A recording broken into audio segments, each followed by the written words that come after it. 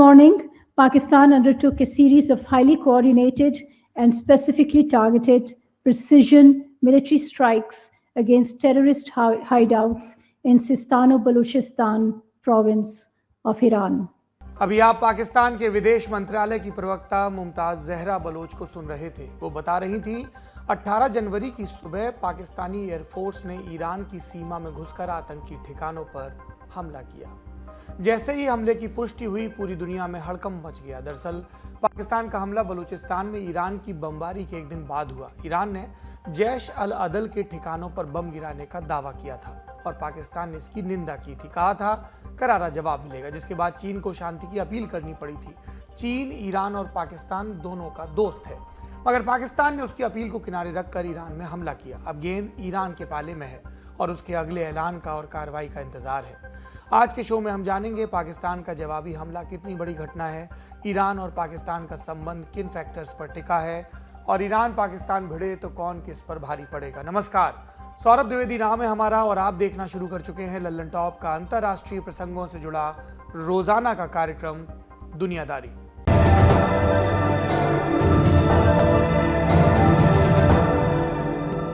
अठारह जनवरी की सुबह पाकिस्तान और ईरान का झगड़ा करो या मरो वाले मोड़ पर पहुंच गया। एक और कदम बढ़े तो सीधी जंग शुरू हो सकती है। तनाव की शुरुआत 16 जनवरी की शाम हुई, जब ईरान ने पाकिस्तान के बलूचिस्तान में मिसाइलों और ड्रोन से हमला किया। सरकारी मीडिया के जरिए दावा किया कि हमला आतंकवादी गुट जैश अल अदल के खिलाफ था। जैश अल अदल एक सुन्नी इस्लामी चरमपंथी संगठन है। ईरान में कई भीषण हमले कर चुका है। ईरान का आरोप, पाकिस्तान इस गुट को शरण देता है। दिसंबर 2023 में पाकिस्तान को ऑफिशियल चैनल से चेतावनी भी दी गई थी। ईरान का कहना है कि उसकी बातें नहीं मानी गई, इसलिए हमला करना पड़ा। ईरान के विदेश मंत्री हुसैन अमीर अब्दुल्लाहियान को सुनिए। در مورد پاکستان هیچ یک از اتباع کشور همسایه، دوست و برادر ما پاکستان مورد هدف پهپاد و موشک‌های ایران نبودند. گروهی موسوم به جیش العدل که یک گروه تروریستی ایرانی است و در بخش‌هایی از مناطق پاکستان در استان سیستان و بلوچستان پاکستان پناه گرفته‌اند و ما بارها در مورد اون با مقامات عالی رتبه نظامی، امنیتی و سیاسی پاکستان گفتگو کردیم. पाकिस्तान शुरुआत से ही अपने स्टैंड पर कायम रहा। उसने ईरान के दावे को नकारा और बोला हमले में 3 बेगुनाह बच्चे मारे गए। ईरान ने संप्रभुता का उल्लंघन किया और हम जवाब देंगे और इसकी जिम्मेदारी ईरान की होगी। ईरान के हमले के बारे में हमने 17 जनवरी की दुनियादारी में विस्तार से बात की थी। आपको अगर दिलचस्पी है तो आज के शो के डिस्क्रिप्शन में उस एपिसोड का लिंक मिल जाएगा। हमने आपको बताया था कि पाकिस्तान के पास जवाब देने के लिए 5 बड़े रास्ते हैं। पहला, डिप्लोमेटिक चैनल्स के जरिए मामला सुलझा ले। इसकी उम्मीद शुरुआती बातचीत में घट चुकी थी।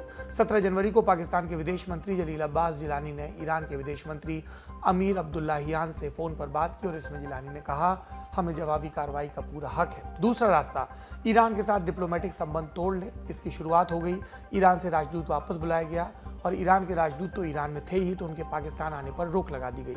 हालांकि अभी तक दोनों देशों ने दूतावास बंद नहीं किए हैं। तीसरा रास्ता, ईरान के प्रतिद्वंदियों मसलन अमेरिका और इजराइल से दोस्ती बढ़ाई जाए और उनके जरिए दबाव डाला जाए। लेकिन इसमें 2 दिक्कतें। पहली, वेस्ट के साथ जाने से चीन की नाराजगी झेलनी पड़ सकती है और दूसरी, ईरान पश्चिमी देशों का दबाव पहले से ही झेल रहा है, उसको क्यों ही फर्क पड़ेगा। चौथा रास्ता था ईरान के तर्क से ही ईरान पर हमला, यानी पाकिस्तान उनके अंदर भी आतंकवाद की कार्रवाई के नाम पर कुछ करे, और यही हुआ। 18 जनवरी की सुबह पाकिस्तान की वायुसेना ने ईरान के सिस्तान बलूचिस्तान प्रांत में बमबारी की। पाकिस्तान ने जानबूझकर अपना बयान ईरान की तर्ज पर रखा और कहा हमने भी आतंकी गुटों को निशाना बनाया। ईरान का सरकारी मीडिया बोला हमले में बेगुनाह लोग मारे गए। यही दावा पाकिस्तान ने ईरान के हमले के बाद किया था। हालांकि अभी तक ईरान की तरफ से कोई आधिकारिक जवाब नहीं आया है। ये जवाब वेस्ट एशिया में शांति की दिशा और दशा तय कर सकता है। और यहीं से 5वां रास्ता निकलता है खुली जंग का। पाकिस्तान घोषित तौर पर परमाणु शक्ति संपन्न देश है। ईरान ने घोषित नहीं किया, पर उसकी क्षमता भी कम नहीं। इसके बारे में हम आगे विस्तार से बताएंगे। पहले पाकिस्तान के जवाबी हमले की कहानी जान लेते हैं। फारसी का एक टर्म है मरगबर, इसका मतलब होता है मौत की कामना। एक और शब्द है सरमाचर, बलोच भाषा का, इसका अर्थ है विद्रोही गुट। पाकिस्तान ने ईरान में किए अटैक को नाम दिया ऑपरेशन मरगबर सरमाचर।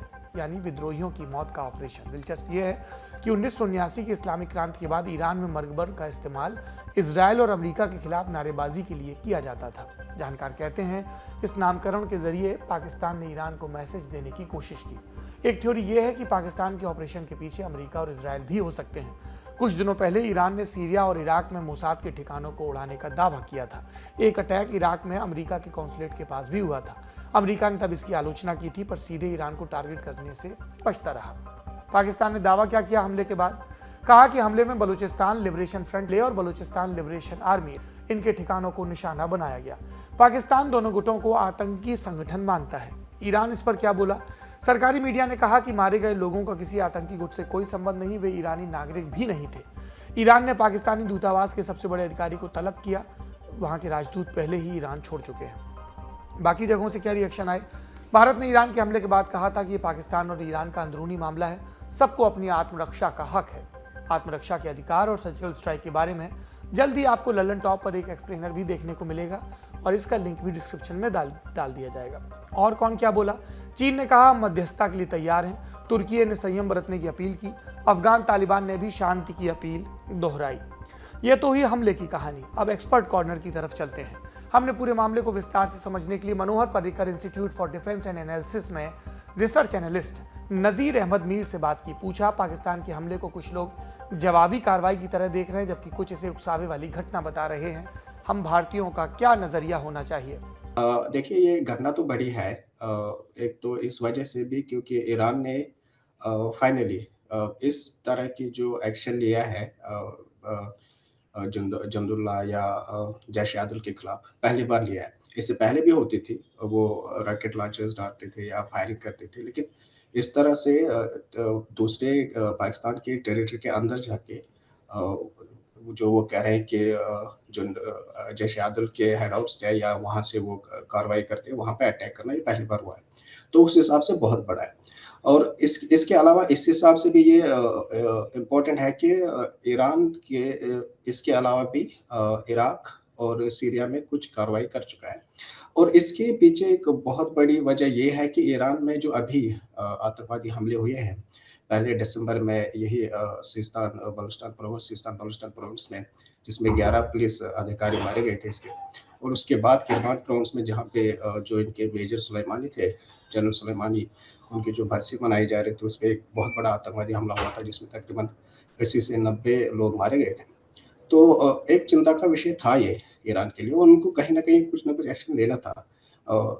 जो उनके देश के जो लोग थे, उनकी भी डिमांड थी, और इसके अलावा ये जो नई जैश-ए-आदल की कार्रवाई बढ़ रही थी, तो उनको कोई न कोई एक्शन लेना था। अब पाकिस्तान के सिलसिले में उनके साथ उनके पहले भी इनसे बातचीत है इस बारे में कि दोनों चाहते हैं कि जो बलूच इंसर्जेंट्स है या मिलिटेंट्स है, उनको कंट्रोल करे, एक दूसरे के खिलाफ इस्तेमाल ना होने दें। लेकिन उसके बाद भी कुछ ऐसे ही रुकावट नहीं आई है ईरान के हमलों में और पाकिस्तान के हमलों में भी। इस वजह से उनको ये कार्रवाई इस वक्त जरूरी लगी, इन वजूहात की वजह। ईरान पाकिस्तान के संबंधों को तय करने में तालिबान और बलोच विद्रोही गुटों की अहम भूमिका रहती है। अभी जो हमले हो रहे हैं उसमें दोनों देश बलोच विद्रोहियों को निशाना बनाने की बात कर रहे हैं। इसके अलावा और कौन से फैक्टर्स हैं जो पाकिस्तान ईरान संबंधों को प्रभावित करते हैं, और सऊदी अरब फैक्टर कितना अहम है? 1-2 दहाई में जो इनके बुनियादी मसला हुआ है वो बलूचिस्तान कॉन्फ्लिक्ट का ही रहा है। पाकिस्तान वाले बलूचिस्तान में भी और ईरान वाले बलूचिस्तान में। दोनों देशों के जो बलूच एरिया है वो डिस्टर्ब्ड है, वहाँ पे उग्रवाद या इंसर्जेंसी हो रही है। और दोनों, इससे पहले भी बहुत सारी ऐसी इंसिडेंट्स हुई है जहाँ पे दोनों ने बहुत सख्ती रवैया इख्तियार किया है एक दूसरे के खिलाफ।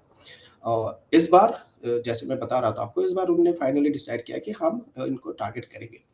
और बलूचिस्तान जो कॉन्फ्लिक्ट एरिया है, दोनों देश एक दूसरे को इल्ज़ाम लगाते हैं कि वो अपने बलूच एरिया को या अपने सिस्तान बलूचिस्तान एरिया को ईरान के वास्ते से उसको इस्तेमाल करने दे रहा है एक दूसरे के देश के खिलाफ। ईरान का खासकर 2010, 12, 13, 14 के आसपास ये इल्ज़ाम था कि जो सऊदी अरेबिया है या किसी हद तक अमेरिका भी जैश-ए-आदल को सपोर्ट कर रहा है। और कुछ रिपोर्ट्स भी आई थी कि वो चाहते हैं कि इसको इस एरिया को डिस्टर्ब करे या इस फ्रंट को ईरान को डिस्टर्ब करे ताकि वो जो उनका न्यूक्लियर प्रोग्राम था उस वक़्त उस पे काम बंद करें। तो ये इल्ज़ाम तो रहा है और सऊदी अरबिया भी क्योंकि सऊदी अरबिया और ईरान की राइवलरी चल रही है वेस्ट एशिया में, उस वजह से भी वो एक फैक्टर है। और किसी हद तक ये भी कहा जाता है कि जैश-ए-अदल जो था, उसको कुछ हद तक फंड सऊदी अरबिया भी करता था। अगर वो नहीं करता था, लेकिन जैश-ए-अदल के जो ताल्लुकात थे लश्करी जहांगीर से, जो कि एक पूरा शिया मुखालिफ ग्रुप था, उनके कुछ अच्छे ताल्लुकात थे और जो जैश-ए-अदल का चीफ था जुंदुल्लाह का चीफ था, अब्दुल मलिक, वो उनसे मिले भी थे लश्कर जहांगीर से। तो ये हमेशा तो इनके एक दूसरे पे इल्ज़ाम लगाते रहे हैं और पाकिस्तान भी बाज़ औक़ात इल्ज़ाम लगाता है ईरान पे कि आपने ख़ासकर ईरान के हिंदुस्तान के वाबस्ता से कि हिंदुस्तान के ऐसे आपके अच्छे ताल्लुकात हैं और आप अपनी जो बलूचिस्तान एरिया है, सिस्तान बलूचिस्तान, वहाँ पे ईरानियन एक्टिविटीज़ आप बढ़ाने दे रहे हैं, जो कि हमारे खिलाफ है। तो ये बड़ा एक रीजनल रोल या जियोपॉलिटिक्स आप इसको कहिए, उसका रोल है इस कॉन्फ्लिक्ट पे। और जो अभी तक किसी इतने सारे बातचीत करने के बावजूद भी और आपस में कम्युनिकेशन होने के बावजूद भी वो इसको कम नहीं कर पाए और उनमें बिल्कुल इस बारे में मिसट्रस्ट है दोनों देशों के बीच में, जिस वजह से उनके इस जो अभी अटैक हुआ है उसमें भी एक तरह से मिसकम्युनिकेशन हुआ कि किसी ने उनको नहीं बताया, ईरान ने उनको नहीं बताया और जब पाकिस्तान ने फिर रिटेलिएट किया या तो अपना हमला किया, उसने भी उसको नहीं बताया कि हम ऐसा करने वाले हैं। ईरान इस समय इतना आक्रामक क्यों हो रहा है? उसने इराक में कथित तौर पर मोसाद की बिल्डिंग पर हमला किया, फिर सीरिया में बमबारी और अब पाकिस्तान पर हमला। ईरान क्या साबित करना चाहता है? दो वजह हो सकती है। एक तो जो एक्सटर्नल ईरान से बाहर जो जिसको हम इंटरनेशनल पॉलिटिक्स आलमी सियासत में स्फीयर ऑफ इन्फ्लुएंस बोलते हैं, जहाँ पे इनके अपने प्रो ईरानियन मिलिशियाज या प्रो ईरानियन पीपल है, तो वहाँ पे कंटिन्यूसली वो अटैक में आ रहे हैं। जैसे दिसंबर में भी एक बड़ा लीडर जो है आईजीआरसी का वो मारा गया था दमस्कस में। तो इज़राइल कंटिन्यूसली उन पे अटैक कर रहा है। इनफैक्ट जो किरमान में हमला हुआ था, पहले ईरान से रिपोर्ट आई थी कि शायद मोसाद इसमें इन्वॉल्व हो। इसके बाद अभी भी मुझे लगता है अभी लास्ट वीक में दोबारा ईरान बॉर्डर पे इज़राइल ने कुछ स्ट्राइक्स की थी जिसमें कुछ प्रो ईरानियन मिलिशिया मारे गए थे। तो एक तो वो तो एक्सटर्नली है और इंटरनली जो अंदरूनी उनके मामला है, जैसे मैंने आपको बताया कि जो अभी सिस्तान बलूचिस्तान में जितना बड़ा अटैक हुआ, 11 पुलिस वाले मारे गए और फिर किरमान में जनवरी के पहले हफ्ते में जो 80 से 90 लोग मारे गए। तो ईरान इस वजह से बड़ा इनसिक्योर फील कर रहा है, अंदरूनी हिसाब से भी और बाहरी हिसाब से भी। तो ऐसा लग रहा है उसको कि वो या तो उसको बड़ी आसानी से लिया जा रहा है, कोई देश चाहता है कार्रवाई कर लेता है इसके इंटरेस्ट के खिलाफ, जो इनके अपने मफाद है या नेशनल इंटरेस्ट है उसके खिलाफ, और अभी तक उन्होंने कुछ ऐसा मेजर इंसिडेंट किया भी नहीं था। कासिम सुलेमानी के मारने के बाद उसने थोड़ा सा स्ट्राइक की थी इराक में, लेकिन कोई मेजर स्ट्राइक नहीं की थी जहाँ पे वो यूएस इंटरेस्ट या इजराइल के इंटरेस्ट को हिट करे। लेकिन ये पहली बार हुआ है कि उन्होंने ये किया और पहली बार उन्होंने पाकिस्तान में भी मिसाइल का इस्तेमाल किया, ड्रोन का इस्तेमाल किया। तो इससे ये भी साबित होता है कि वो चाहते हैं कि हम एक हद तक, जैसे ईरानियन फॉरेन मिनिस्टर ने बताया कि हमारे जो पेशेंस थे या हमारे जो सब्र था वो कम हो रहा था, जैसे हालात बढ़ रहे थे ईरान के लिए, तो हमें कुछ एक्शन लेना ही था अपने देश के डिफेंस के लिए, अपने देश को सलामती के लिए। तो ये ज़रूरी था उस लिहाज से, और हमें अपने देश की रक्षा के हम पूरे उसके लिए तैयार हैं। तो उस सिलसिले में ये दोनों वजह थी कि उनको ये करना ही पड़ा था। अब वो चाहते हैं बड़े जंग में फंसना, मुझे नहीं लगता कि वो चाहेंगे इसको ज़्यादा तनाव बढ़ाना या एस्केलेट करना, क्योंकि उनके बिल्कुल हित में नहीं होगा वो। अब ईरान और पाकिस्तान की सैन्य क्षमता के बारे में भी जान लेते हैं। ग्लोबल फायर पावर नाम की वेबसाइट अलग अलग देशों की फौज पर स्टडी करती है और उसके आधार पर हर साल रैंकिंग जारी करती है। इसके बारे में विस्तार से जानना चाहते हो तो आप हमारा एक्सप्लेनर आसान भाषा में, ये शो का नाम है, देख सकते हैं, उसका लिंक भी डिस्क्रिप्शन में मिल जाएगा। आज रेफरेंस की भरमार है। फिलहाल बात आगे बढ़ाते हैं। ग्लोबल फायर पावर, इसकी 2024 वाली रैंकिंग 16 जनवरी को रिलीज की गई। 145 देशों की मिलिट्री का मूल्यांकन किया गया। पहली 3 पोजीशन पर हैं अमेरिका, रूस और चीन। चौथे नंबर पर है हमारा देश भारत। पाकिस्तान 9वें नंबर पर है। ईरान का नंबर 14वां है। पाकिस्तान सैनिकों की संख्या, हथियार और सैन्य साजो सामान के मामले में ईरान से आगे है, जबकि ईरान प्राकृतिक संसाधन, पैसे, लॉजिस्टिक्स और भौगोलिक स्थिति के मामले में पाकिस्तान से 20 है। एक्सपर्ट्स के मुताबिक जंग की स्थिति में परमाणु क्षमता वाला मामला निर्णायक भूमिका निभा सकता है। पाकिस्तान घोषित तौर पर परमाणु शक्ति से संपन्न है। न्यूक्लियर थ्रेट इनिशिएटिव यानी एनटीआई के मुताबिक पाकिस्तान के पास लगभग 170 परमाणु हथियार हैं और ईरान का हाल, वो कई बरस से परमाणु बम बनाने की कोशिश कर रहा है। कभी इजरायल की सीक्रेट ऑपरेशन तो कभी पश्चिमी देशों की पाबंदी के चलते वो अभी तक सफल नहीं हो सका है, ऐसा दुनिया को ज्ञात है। हालांकि ईरान इंटरनेशनल में छपी रिपोर्ट कुछ और कहती है। इसमें अमेरिका के परमाणु विशेषज्ञ डेविड ऑलब्राइट का दावा है। डेविड का कहना है कि ईरान हफ्ते भर के अंदर एक परमाणु बम बनाने लायक यूरेनियम तैयार कर सकता है और 5वां महीना आते आते वो हर महीने 12 परमाणु बम बनाने की स्थिति में होगा। डेविड ऑलब्राइट यूनाइटेड नेशंस के लिए वेपन इंस्ट्रक्टर के तौर पर काम कर चुके हैं, इसलिए उनके दावे को गंभीरता से लिया जा रहा है। अगर ईरान और पाकिस्तान जंग के मैदान में गए तो क्या होगा? कौन किस पर भारी पड़ सकता है? नहीं, मुझे नहीं लगता है जंग की स्थिति जैसा होगी। दोनों ने अभी थोड़ा-सा मतलब अभी ज़्यादा ईरान पे ही है कि वो जो रिटेलिएट या जो जवाबी हमला किया है पाकिस्तान ने, उसको वो कैसे लेता है। अभी तक वहाँ से कोई ऐसा हार्श स्टेटमेंट नहीं आया। उन्होंने कहा कि अटैक हुआ है और इरान में और कुछ लोग मारे गए हैं और गैर मुल्की, उन्होंने बोला है कि गैर मुल्की लोग मारे गए हैं। लेकिन अभी तक उन्होंने कोई इसको कोई बड़ा एग्रेसिव पोजीशन नहीं लिया कि हम कुछ और करेंगे। मुझे लगता है दोनों देश चाहेंगे कि इसको स्टेटस को ही रहे या इसको आगे ना बढ़ाए, एस्केलेट ना करे। लेकिन ये भी सही हकीकत है कि पाकिस्तान ने अपने देश से ईरानियन एम्बेसडर को निकाल दिया और वहाँ से अभी तक जो उन्होंने कल कहा था कि फॉरेन ऑफिस ने पाकिस्तान के उन्होंने वहाँ से अपने एम्बेसडर को बुलाया। तो एक तरह से एक तनाव तो बढ़ा है इस बारे में। लेकिन अभी मुझे लगता है कि नहीं चाहेगा, ना तो ईरान चाहेगा ना पाकिस्तान चाहेगा कि और एक फ्रंट दोनों देशों के लिए खुले जहाँ पे वो इन्वॉल्व हो किसी लड़ाई में। तो मुझे लगता है अभी तक अगर कोई मिसकैलकुलेशन नहीं हुई, जो कि अक्सर जंगों में होती है जिसकी वजह से जंगें छिड़ जाती है, तो उस हिसाब से अभी तक मुझे नहीं लगता कि वो कोई ऐसा एक बड़ा फासला या बड़ा स्टेप लेंगे जिस वजह से तनाव और बढ़े। अभी मुझे लगता है कि वो कोशिश करेंगे उसको कम करने की। अब इस झगड़े का इम्पैक्ट समझने की कोशिश करते हैं। चीन, पाकिस्तान और ईरान दोनों का दोस्त है। ईरान के हमले के बाद उसने संयम बरतने की अपील की थी, पाकिस्तान ने अनसुना किया। इस कॉन्फ्लिक्ट में चीन की क्या भूमिका होगी? हालत बिगड़ने की स्थिति में वो किसके साथ जाएगा? जिस तरह से चीन के विदेश मंत्रालय के स्पोक्स पर्सन ने ये प्रश्न पूछने पर कि पाकिस्तान ने इस तरह का अटैक किया है ईरान के सिस्तान बलूचिस्तान प्रोविंस में, पहले तो ये कहा कि उनको इसकी खबर नहीं थी, पर यह भी कहा कि जो ईरान के अटैक बलूचिस्तान पाकिस्तान में हुआ है वो संयुक्त राष्ट्र संघ के चार्टर के विरोध में है और किसी भी देश को दूसरे देश पर इस तरह का हमला नहीं करना चाहिए। तो पहले ही चीन ने अपना रुझान पाकिस्तान की तरफ दिखा दिया है। जाहिर है कि पाकिस्तान करीब 50 सालों से बहुत ही खास दोस्त रहा है चीन का और उनकी जो रक्षा सुरक्षा को लेकर साझेदारी है वो अपने आप में एक अजूबा कह सकते हैं, क्योंकि पाकिस्तान तो इस्लामिक रिपब्लिक है और कम्युनिस्ट चाइना मानते हैं कि धर्म में विश्वास नहीं करता है। फिर भी दोनों की सामरिक जो साझेदारी है लगातार बनी रही है। तो रुझान जाहिर है कि पाकिस्तान की तरफ होना चाहिए और दिखता है कि हो सकता है।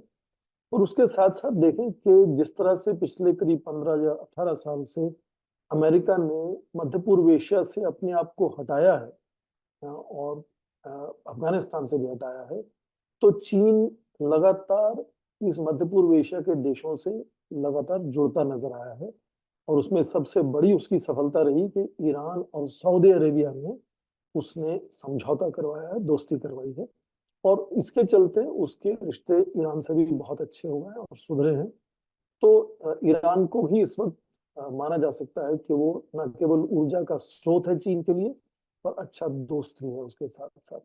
तो चीन के लिए जाहिर है कि मुश्किल होगी कि अब क्योंकि पाकिस्तान ने भी टिट फॉर टैट एक तरह से वापस हमला किया है और ठीक उसी भाषा का इस्तेमाल किया है कि वो ईरान की संप्रभुता को मानते हैं और उन्होंने केवल अपने ही नागरिकों को, जिनको वो बलोच लिबरेशन फ्रंट और बलोच लिबरेशन आर्मी का नाम देते हैं, उनको हताहत करने की कोशिश की है, क्योंकि कोई बड़े आतंकी हादसे की तैयारी हो रही थी, जैसा पाकिस्तान ने कहा है। केवल आप देखें, दो अलग-अलग देश हैं। ईरान के विदेश मंत्री ने दावोस से यही बात कही थी कि वो पाकिस्तान की संप्रभुता को मानते हैं और उन्होंने केवल अपने ही नागरिकों को, जिनको वो जैश-ए-अदल कहते हैं, उनके ऊपर अटैक किया है। तो पाकिस्तान ने ठीक उसी भाषा का इस्तेमाल करते हुए, उसी तरह से ड्रोन और मिसाइल इस्तेमाल करते हुए अटैक किया है। पर क्या ये यहाँ थम जाएगा या ये आगे जो तनाव है बढ़ेगा? और यदि तनाव बढ़ता है तो चीन की चिंताएं बढ़ेंगी, क्योंकि उसने अपनी एक तरह से मध्यस्थता करने की जो ऑफर की है, वो काफी मुश्किल और जटिल हो सकती है चीन के लिए। पाकिस्तान ईरान के कॉन्फ्लिक्ट पर भारत और बाकी देशों पर क्या असर पड़ सकता है, ये भी जानना चाहिए। जाहिर है कि पाकिस्तान के आज सभी सीमाओं में तनाव है। करीब 2 साल से लगातार उनका ड्यूरेंट लाइन पर अफगानिस्तान से, तालिबान से लगातार तनाव बना हुआ है। भारत से तो तनाव रहता ही है, कई दशकों से है, कभी ज्यादा या कभी कम।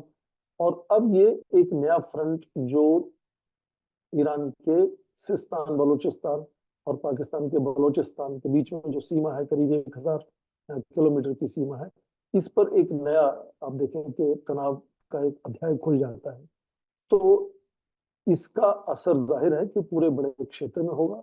और क्योंकि आप देखें कि ईरान के अटैक को आप जोड़ के देखेंगे कि उससे पहले सोमवार को इसी तरह से ईरान ने ईरान और सीरिया पर भी अटैक किया है, और उसको आगे हौदीज के साथ जोड़ सकते हैं, यमन के, जो लगातार लाल सागर में वो अटैक कर रहे हैं समुद्री जहाजों के ऊपर।